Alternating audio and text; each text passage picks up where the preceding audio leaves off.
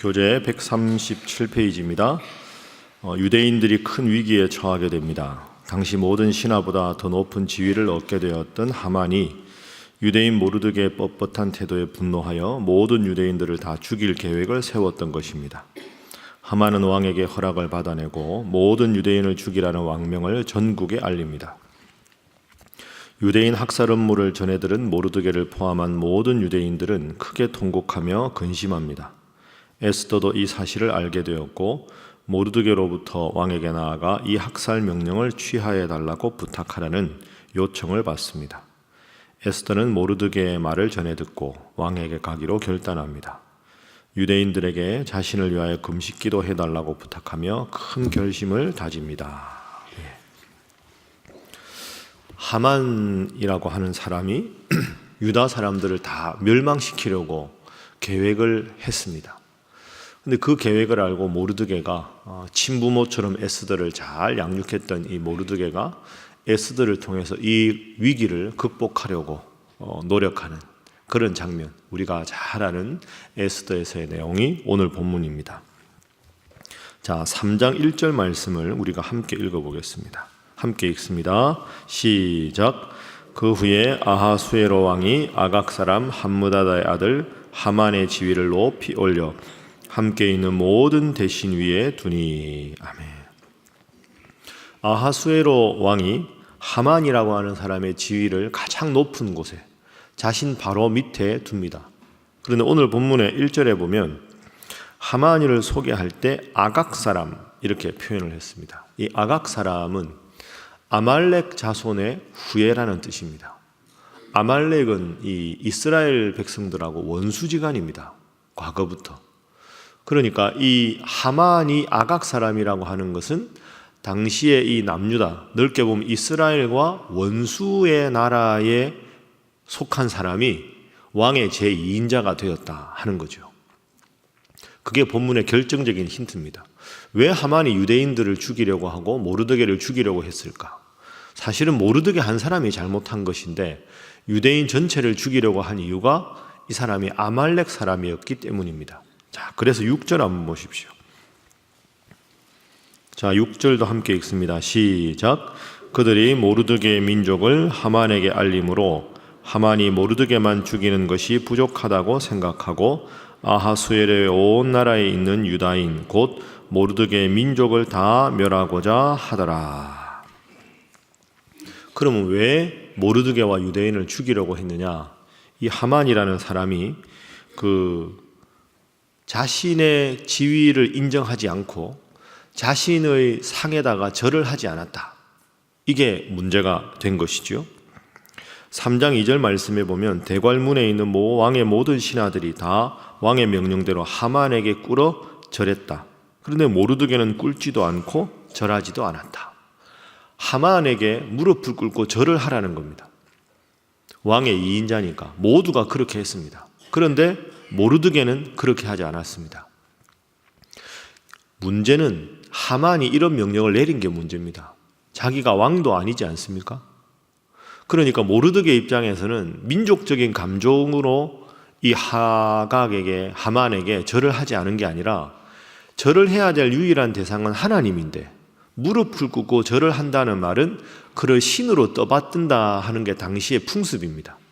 그러니 하나님을 잘 섬기는 모르드게 입장에서는 하물며 왕도 아닌 하만이 자기가 지위가 높아졌다고 해서 자기 앞에 무릎을 꿇고 절을 하라. 이건 도저히 신앙적으로 용납할 수가 없는 것이죠. 그래서 모르드게가 거부한 겁니다. 하만이 이것을 아주 불쾌하게 여깁니다.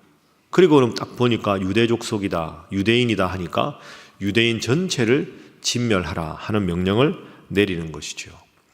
그래서 하만의 모습을 보면서 오늘 첫 번째 교훈은 지위에 겸손하며 교만하지 않게 하소서 하는 것이 첫 번째 교훈입니다. 하나님께서 주신 지위에 겸손하고 교만하지 않아야 하는데 자신의 지위가 높아졌다고 해서 무릎을 꿇어라, 나에게 경배하라. 이건 정말로 잘못된 것이죠. 지위가 높든지 낮든지 간에 항상 하나님께서 주신 것이다. 나는 이 지위의 청직이다 하는 마음으로 겸손해야 하는데 자신이 잘난 줄 알고 우쭐거리다가 오늘 이렇게 순간적인 노를 다스리지 못하고 유대인들 다 죽여버려야 되겠다. 그런 잘못된 판단을 하게 된 것이죠. 가끔 지위가 낮을 때는 괜찮았는데 지위가 높아지면, 교회에서도 지위가 높아진다는 게 교회에서는 안 어울립니다. 안수 집사님이 되시고 권사님이 되시고 장로님이 되시는 건 더 겸손하게 섬기라는 것인데, 중직자는 무거울 중자입니다. 고개를 빳빳하게 들라는 게 아니라 더 낮은 대로, 무거우니까 낮은 데 처하라 이런 뜻인데, 아유 저분이 변했다, 저분이 과거에는 안 그랬는데, 저분이 임원을 맡더만, 저분이 저 직분을 맡더만 변했다, 그 말 들어서는 안 되지요. 더 겸손하게, 더 내가 허물이 무엇이 있는가 돌아보아야 하는데 하만은 그 점을 잘 못했습니다. 자, 두 번째 보겠습니다. 앞서 읽은 대로 3장 2절에 모르드게는 하만에게 경배하지 않았습니다. 모르드게가 훌륭한 신앙인이지요.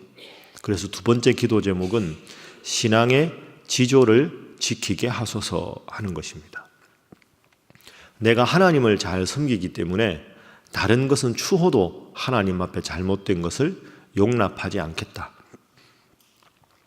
사실은 모르드게가 그거 경배한다고 좋은 게 좋은 거지 하고 생각하면 마음으로 하나님을 섬기고 그냥 나는 상관이니까 인사한다, 이렇게 마음 먹고 그냥 해버려도 된다, 이렇게 볼 여지도 있습니다. 근데 모르드게는 아주 단호한 사람입니다. 신앙적인 면에서는 추호의 허점도 용납하지 않는 그런 사람이기 때문에 모두가 절을 하고, 그리고 왕의 대행자라는 그 엄청난 권력을 가진 하만이라도 이것은 잘못된 것이다, 이렇게 생각을 하게 된 거죠.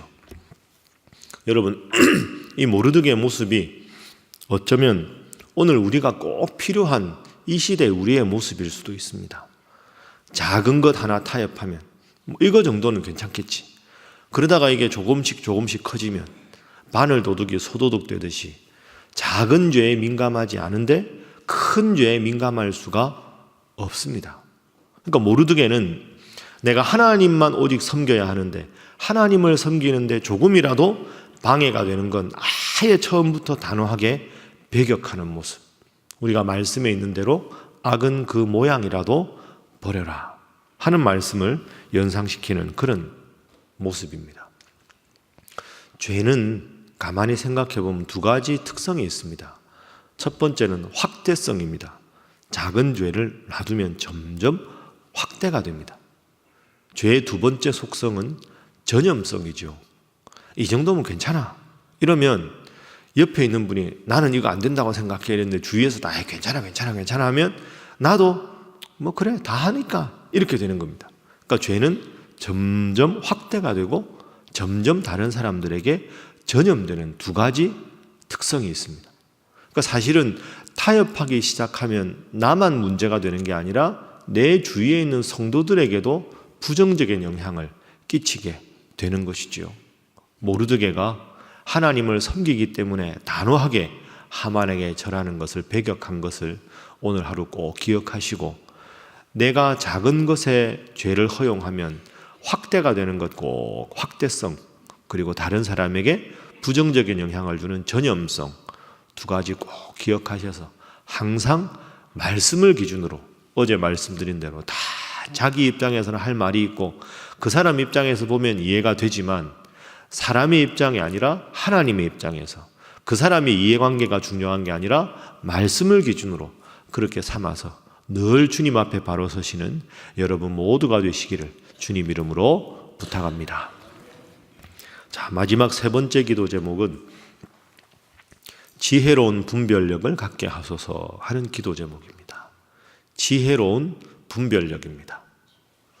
우리가 4장 에스더가 죽으면 죽으리라 하는 그 본문은 주일 설교 때 다루기로 하고 오늘은 3장을 위주로 다루는데요.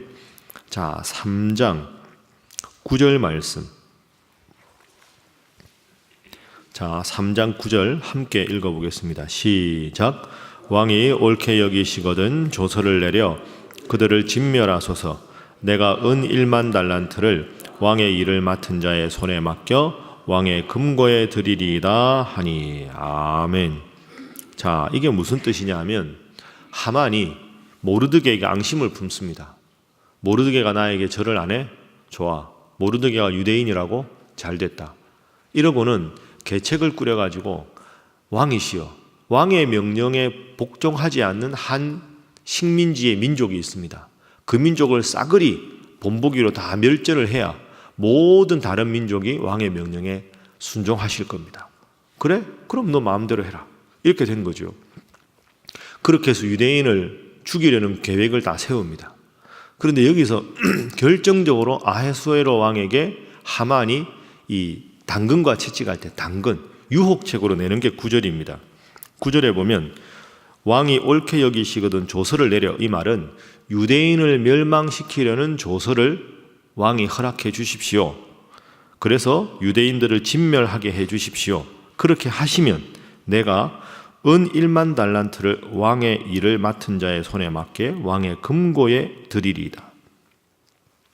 이게 지금 아하수에로 왕의 마음을 혹하고 허락하게 만든 겁니다. 사실은 식민지 백성이라도 자기 백성인데 자기 백성을 죽이려고 하는 신하에 대해서 이야기해야 될 거 아닙니까? 근데 왜 지금 아하수에로가 허락을 했을까요? 두 가지로 추정할 수 있죠. 첫 번째는 하만을 너무 믿었다. 두 번째 더 중요한 건 하만이 아주 매력적인 카드를 꺼낸 거거든요. 조서를 내려서 제가 하고 싶은 대로 하게 해주시면 은 1만 달란트를 왕의 금고에 채워드리겠습니다. 자, 은 1만 달란트가 얼마냐? 지금 단위로 환산을 하면 은 347톤입니다. 347kg이 아니고요. 347톤입니다. 제가 설교 때 그때 한번 계산했는데요. 은이 347톤이면 상상도 못하는, 지금부터 2500년 전에. 이거에 계산을 해보니까 페르시아 전 식민지의 1년 세금 걷는 것의 3분의 2에 해당되는 돈입니다. 말씀드렸죠. 아하수에로 왕이 어떤 사람입니까? 1장 우리가 읽었을 때 180일간 연회를 베풀었죠. 연회를 베푼 이유는 그리스와의 전쟁을 앞두고 모두를 격려하기 위해서, 위용을 과시하기 위해서 180일 잔치를 하고 수상궁에 7일간 잔치를 하고 전쟁터에 나갔습니다. 졌습니다. 그러니까 왕이 된 지 3년 동안 전쟁 준비하고 잔치하고 나갔는데 그리스에게 크게 참패를 하죠. 그리고 돌아와서 이거 참 하고는 지금 무기력해져 있는 상태입니다. 돈도 없고 힘도 없고. 그런 상황에서 하만이 왕이시여, 딱 왕의 왁짐을 본 거죠. 저 왕이 지금 힘이 없다. 왜? 자기 돈이 없으니까. 전쟁에 다 비용을 써버렸으니까. 그런데 나에게 이 도장만 찍는 거 허락해 주시면 1년 세금의 3분의 1을 바치겠습니다. 좋다. 이렇게 넓은 식민지에 민족 하나 싸그리 없애는 게 그게 뭐가 문제냐? 마음대로 해라. 이렇게 된 겁니다. 자, 그러면 마지막 한 가지만 생각해 보죠. 하만이 이렇게 돈이 많았을까요? 아무리 하만이 자기 재산이 많아도 1년 식민지 조세의 3분의 2에 해당되는 돈이 어디서 나올까? 근거가 어렵잖아요. 그 근거가 결정적으로 어디냐? 3장 13절입니다. 이에 그 조서를 역졸에게 맡겨 왕의 각 지방에 보냈다. 유대인을 전멸하는 조서지요. 12달째 곧 아달을 13일 하루 동안에 모든 유대인을 젊은이 늙은이 어린이 어인들을 막론하고 죽이고 도륙하고 진멸하고 또 그 재산을 탈취하라. 이 마지막 부분, 그 재산을 탈취하라. 이게 하만의 계략입니다. 그러니까 하만이 원래 가진 2인자니까 엄청난 재력에 보지 않아도 부정축제를 하거나 밑에 있는 관리들에게 돈을 상납을 시키겠죠. 그 외에 가장 중요한 재원은 유대인들 다 죽이고 유대인 재산을 몰수해서 그걸 돈으로 바꿔서 왕에게 바치겠다. 이런 뜻입니다. 하만이 무서운 사람이죠. 한민족을 다 죽이고 누가 자기한테 절 하나 안 했다고 그걸 앙심을 품고 이렇게 나쁘게 합니다. 그래서 여러분, 지위가 높을수록 지혜로운 분별력이 필요한 겁니다. 그게 오늘 말씀드린 세 번째 교훈이지요. 아하수에로 왕이 이 계획을 딱 듣고 그건 잘못이다. 일개인의 잘못을 가지고 민족을 멸하면 다른 민족, 다른 식민지 백성들이 나를 어떻게 볼 것이냐. 너의 계략이 잘못되었다. 꾸짖어야 하지요. 꾸짖을 수 있는 분별력이 이 왕에게 없었던 겁니다. 그게 이 왕의 결정적인 잘못입니다. 그러니까 여러분, 지위가 높아질수록 내가 해야 될 책임을 바르게 다하는 게 필요한 거죠. 왕이 하나 잘못된 조서를 내리면 한민족이 일거에 멸망할 수도 있고, 왕이 바사의 초대 왕이 고레스 아닙니까? 고레스 왕이 결국 이방신을 섬기던 이방 왕이었지만, 우리가 느헤미야 1장에 보았지만 모두가 식민지 백성들 고향으로 돌아가라. 그래 남유다 백성들 고향으로 70년 만에 돌아가고 성전 지어라. 하나님을 위해서 내가 비용 다 되겠다. 이사야 45장에 보면 고레스는 나의 종이다. 하나님이 그렇게 말씀하셨습니다. 이방신을 섬기는 이방의 페르시아의 같은 왕인데 고레스는 하나님의 뜻대로 움직여서 하나님이 나의 종이다. 내가 고레스에게 승리를 주겠다 말씀하셨고, 오늘 이 왕은 어리석게도 자기 금고에 돈이 많이 들어오는 것만 생각해서 왕으로 도저히 해서는 안 되는 자기 백성 민족 전체를 멸절시키는데 조서를 내리는 어리석은 선택을 하게 되는 것이죠. 항상 말씀의 기준을 두고, 또 여러분 특별히 교회에서 직분을 맡은 분들이 있거든. 하나님 주신 지혜로 잘 감당하게 해달라고 기도하십시오. 여러분이 임원이면 여러분이 바른 판단을 내려야 그 회원들이 좋아할 거고, 저도 이게 사실은 제일 큰 부담이죠. 담임 목사가 물론 당회에서 모든 걸 결정하지만 순간적인 감정이나 일을 그르치거나 잘못 판단하면 교회 전체가 시험 드는 일이 있지 않겠습니까?